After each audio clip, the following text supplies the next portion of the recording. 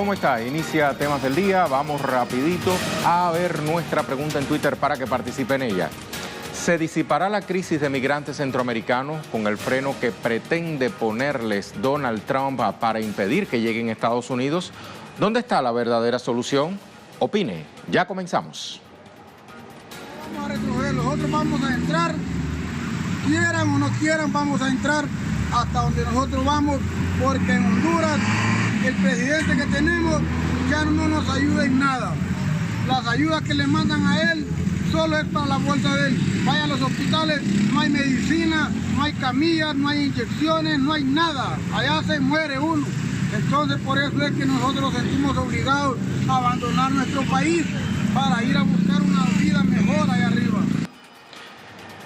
El gobierno de México solicitó ayuda al Alto Comisionado de Naciones Unidas para los Refugiados para atender a los migrantes centroamericanos que llegan a territorio mexicano en medio de las amenazas de Estados Unidos de frenar el avance hacia el norte de esta caravana. Una caravana que está próxima a llegar a Ciudad Hidalgo. Ese es parte de nuestro primer tema del día. Le vamos a ampliar a continuación. Le decíamos, la caravana está compuesta por migrantes, en su mayoría hondureños. Han trasladado desde Honduras, también El Salvador, también han pasado por Guatemala hasta llegar algunos ya a México, territorio mexicano. El gobierno del presidente Donald Trump ha dicho que en su persona impedirá que estos migrantes toquen tierra estadounidense. Y a Estados Unidos nos vamos justamente con Alina Duarte para que nos cuente. Saludos, Alina. ¿Qué es lo último? Hola, ¿qué tal, Rey? Así es, con amenazas es como el presidente Donald Trump ha abordado este tema migratorio, ha insistido en presionar al gobierno mexicano y en mandar a las tropas militares y cerrar la frontera en caso de que el gobierno mexicano no actúe ahí. También dijo que detendrá el financiamiento hacia países como Honduras, El Salvador y Guatemala y no se cansa de llamar criminales, o ha dicho que en esta caravana migrantes son criminales que venden drogas y que esta es la razón por la que dijo va a priorizar este tema migratorio por incluso temas económicos y de comercio, tales como el pacto recién acordado, este acuerdo precisamente entre Estados Unidos, México y Canadá. Pero no son las únicas declaraciones. En días pasadas también el vicepresidente Mike Pence insistió en que no debían de arriesgarse estas familias o en general en el tema migratorio y traer de manera ilegal a sus hijos, que recordemos, tras la implementación de la política llamada de cero tolerancia, más de 2.500 familias fueron separadas en apenas un par de meses y que hasta la fecha 250 niños siguen detenidos en estas cárceles migratorias llamadas centros de detención. Pero también cabe mencionar, a propósito de esto, a los primeros que amenazó el presidente Donald Trump fue precisamente al gobierno de Honduras, de donde están migrando estas personas que buscan asilo, que habrá que decirlo así, son refugiados, no solamente migrantes, sino que buscan llegar aquí a los Estados Unidos, pero precisamente fue a ese gobierno, recordemos esa crisis que se vivió y que se vive en Honduras. Este gobierno fue amparado a primera hora también por el gobierno de Donald Trump.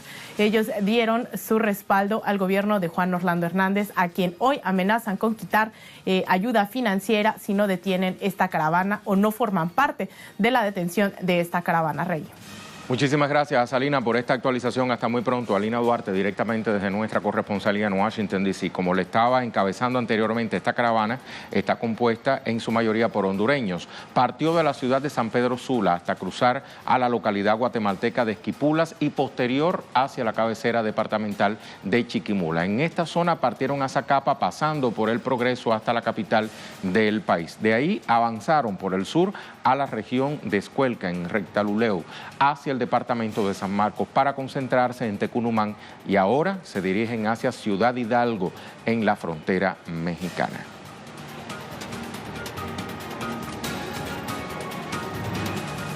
Pero esta es la segunda caravana del año. Vamos a recordar que en abril pasado se realizó otra, la denominada Vía Crucis Migrante. Ahora, ¿cómo está compuesta esta ola migratoria? Se lo contamos en temas del día. Sus integrantes provienen de países centroamericanos como El Salvador, Guatemala, Nicaragua y Honduras.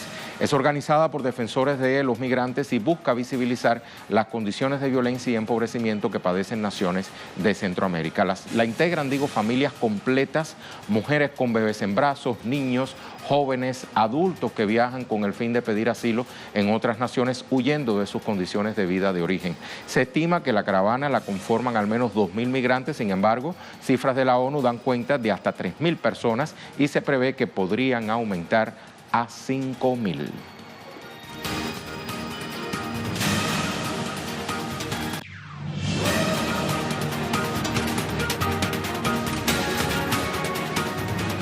Repasamos nuestra pregunta del día. ¿Se disipará la crisis de migrantes centroamericanos con el freno que pretende ponerles Donald Trump para impedir que lleguen a Estados Unidos?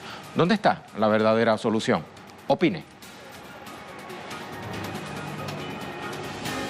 Nuestra imagen del día nos lleva hoy a España, específicamente a las Islas Baleares. Las lluvias mantienen en alerta a los residentes de esa comunidad autónoma. La particularidad de la instantánea que usted está viendo es la formación curiosa que hace esta nube, simulando un elefante estirando su trompa y en esta ocasión como si vertiera agua sobre el territorio español. Con esta foto nos vamos a la pausa.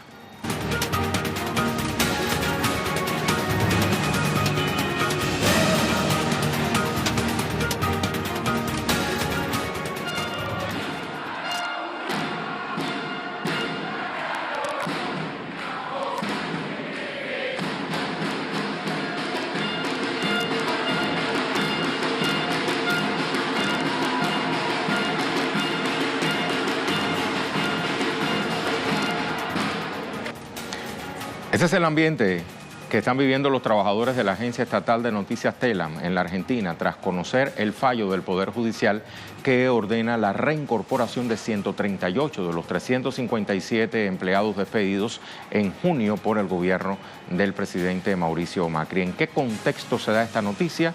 Lo vemos en nuestro segundo tema del día. Si bien el gobierno de la Alianza Cambiemos no se ha pronunciado sobre el fallo judicial, la decisión proferida por la justicia laboral surge en respuesta a una nueva demanda enviada por el Sindicato de Trabajadores de Prensa de Buenos Aires, que convocó a una asamblea general para este viernes en la sede de la agencia de noticias. Vamos a recordar que en junio pasado el gobierno despidió al 40% del personal de TELAM de manera irregular bajo la justificación de un recorte de gastos. Los tribunales se han pronunciado contra lo que consideran es una decisión contraria a las leyes laborales vigentes.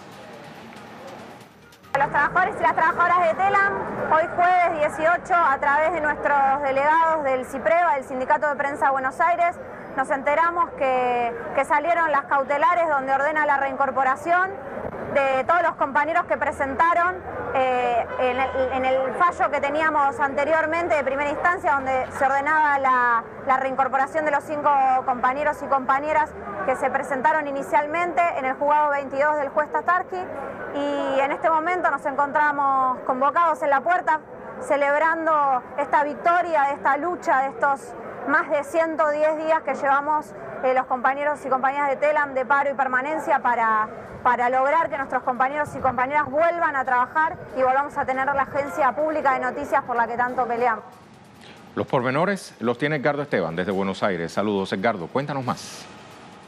Rey, te saludo y saludamos a toda la audiencia de Temas del Día. Como bien decís, el Juzgado Nacional número 1, a partir de una apelación que realizó el Sindicato de Trabajadores de Prensa de Buenos Aires, CIPREVA, en el Juzgado Laboral número 22 de la capital de Argentina, dio lugar a lo que es la reincorporación de 138 trabajadores de los 357 que fueron despedidos de la Agencia Estatal de Noticias TELAM el 26 de junio pasado, no aceptando los fundamentos por parte de las autoridades del Sistema Federal de Medios Públicos encabezado por Hernán Lombardi, de que decían que había que hacer una reestructuración a partir de la crisis que estaba teniendo la agencia estatal. Lo cierto es que esta lucha por parte de los trabajadores de la agencia TELAM, visibilizando sus dificultades, este desguace que está teniendo el Estado argentino con la agencia, una de las agencias más importantes de la región, tomando 2 plantas de forma pacífica para también seguir y mantener la continuidad laboral, ha marcado este logro después de 114 días, no visibilizando esta crisis, pero también este cercenamiento que está teniendo el gobierno de Mauricio Macri con la libertad de expresión, porque está cerrando una agencia importante como es la agencia TELAM, pero también este desguace que lleva a que ya 3.500 trabajadores de prensa hayan perdido sus fuentes de trabajo en función justamente de atacar y de cercenar a los medios opositores a lo que es el pensamiento de las políticas neoliberales de Mauricio Macri. Realmente una situación compleja y difícil que se ve reflejada a diario en la Argentina. Muchas gracias, Edgardo. Vamos a quedarnos en la Argentina para contarle que la parlamentaria del Mercosur, detenida desde el año 2016, me refiero a Milagros Sala, se manifestó a favor de los trabajadores y sus derechos en el contexto de un posible acuerdo del FMI con el gobierno del presidente. Más en esta arista.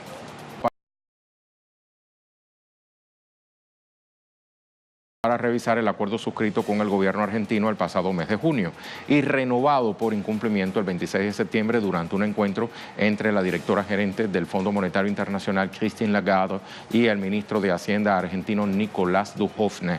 Como se recordará, el monto de la asistencia financiera se amplió a 57.000 millones de dólares y esta reunión pretende su revisión, lo que en vista del historial de políticas económicas podría suponer más ajuste para los sectores sociales, así como recortes para el desarrollo de la ciencia y la cultura con un programa económico neoliberal.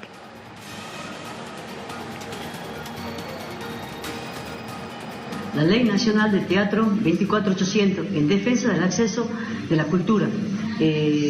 Pido que se termine una vez por todas el repudio al hostigamiento y la persecución política. La ley de teatro es un derecho de todos. Fuerza, compañeros, y a seguir luchando por lo que les corresponde, la cultura de todos.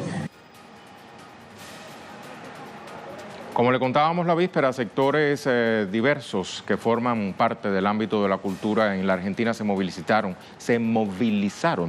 al Congreso Nacional para rechazar la política de recorte del gobierno de Macri prevista en el presupuesto de 2019 con la consigna "Sabemos la cultura". Los manifestantes advirtieron que el ajuste previsto en el contexto de las negociaciones con el FMI va a afectar gravemente al desarrollo de la cultura de la nación y de la sociedad de manera general, por lo que afirmaron se van a mantener movilizados contra este plan de recortes. Básicamente el presupuesto para cultura que se plantea por parte del gobierno para el año que viene es un presupuesto que es muy deficitario, está muy recortado y pone en peligro un montón de actividades culturales, programas y también instituciones como la Sinfónica, los museos y muchos programas en conjunto, en el caso de la Universidad de las Artes también. Claramente lo que se busca es imposibilitar o dificultar el acceso de los sectores populares a los bienes culturales y por el otro lado al mismo tiempo lo que se busca es que se produzcan cuestiones culturales o bienes culturales solamente desde aquellos lugares que tengan financiamiento del mercado.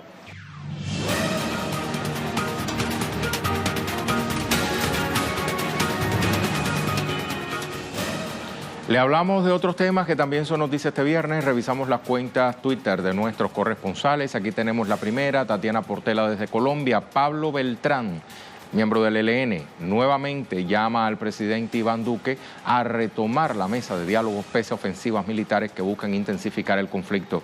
Finalmente, Beltrán le recuerda a Duque que debe gobernar para todo el pueblo colombiano que clama paz completa. Vamos a ver ahora a Mateo Grille. La Cámara de Diputados del Uruguay aprobó en la madrugada el proyecto de ley integral para personas trans. La iniciativa contó con 62 votos en 88 legisladores presentes y ahora irá al Poder Ejecutivo para su promulgación definitiva.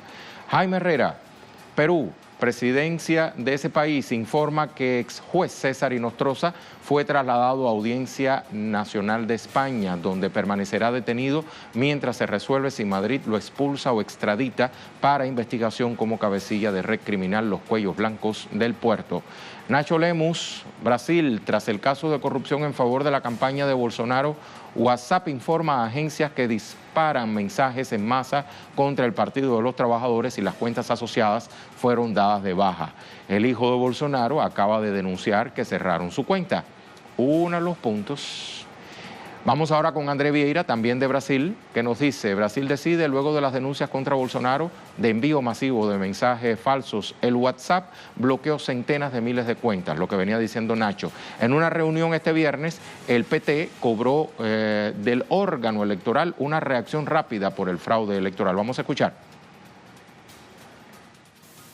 luego de las denuncias de que el candidato de la extrema derecha, Jair Bolsonaro, fue beneficiado con un esquema de distribución masiva de mensajes falsas contra el candidato de la izquierda, Fernando Haddad, el WhatsApp, esa empresa en el día de hoy bloqueó centenas de millares de cuentas aquí en Brasil. Entre estas cuentas está la cuenta de uno de los hijos del candidato Jair Bolsonaro. En el día de hoy también la presidenta del Partido de los Trabajadores, la senadora Gleisi Hoffmann, sostuvo una reunión con la presidenta del Tribunal Superior Electoral, la ministra Rosa Weber, donde cobró acciones inmediatas del órgano electoral aquí en este país para impedir, según la presidenta del Partido de los Trabajadores, una de las más grandes fraudes electorales aquí en este país. Recordemos que en el día de ayer una prensa local reveló que Jair Bolsonaro fue beneficiado con el envío masivo de mensajes falsos por el WhatsApp pagado por empresas, lo que es prohibido aquí en este país, ya que solamente personas físicas, personas ciudadanos pueden hacer donaciones para las campañas, pero que en este esquema las empresas estarían pagando para la difusión de millares, de millones de mensajes falsos contra el candidato de la izquierda aquí de Brasil, Fernando Haddad. El candidato en el día de hoy también estuvo aquí en Río de Janeiro y reafirmó una vez más, cobró de los órganos electorales una acción inmediata para impedir este juego sucio, que según él calificó como un juego sucio por parte de la extrema derecha para ganar con mentiras contra él, contra la izquierda aquí de Brasil y perjudicar así las elecciones aquí de Brasil. Recordemos que en el próximo 28 de octubre será decidida el próximo presidente de Brasil por medio de la segunda vuelta de las elecciones aquí de Brasil. Brasil Decide, Telesur está presente. Así mismo es, Andrés, muchísimas gracias por ese reporte en Twitter. Vamos ahora a revisar las respuestas que nos han llegado a partir de la pregunta que más temprano formulábamos.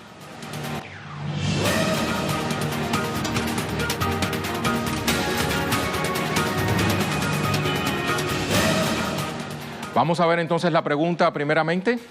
La tenemos aquí en pantalla.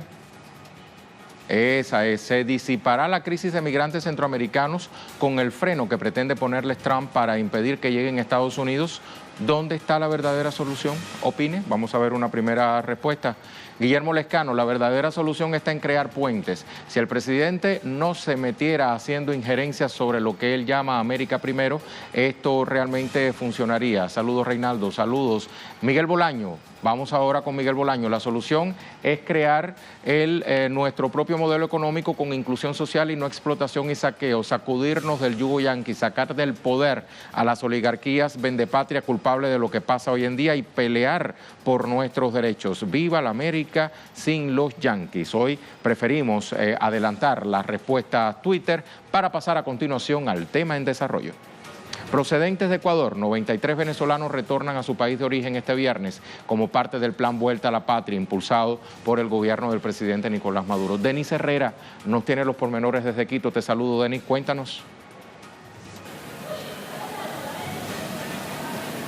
Hola, sí, gracias por el contacto, un gusto saludarlos desde Ecuador. Nos encontramos ahora en el aeropuerto Mariscal Sucre. Como ustedes pueden ver detrás de mí, los ciudadanos venezolanos ya están próximos a abordar el 7º vuelo que sale desde Ecuador hacia Venezuela bajo el plan Vuelta a la Patria. Alrededor de 700 personas han sido repatriadas bajo este plan.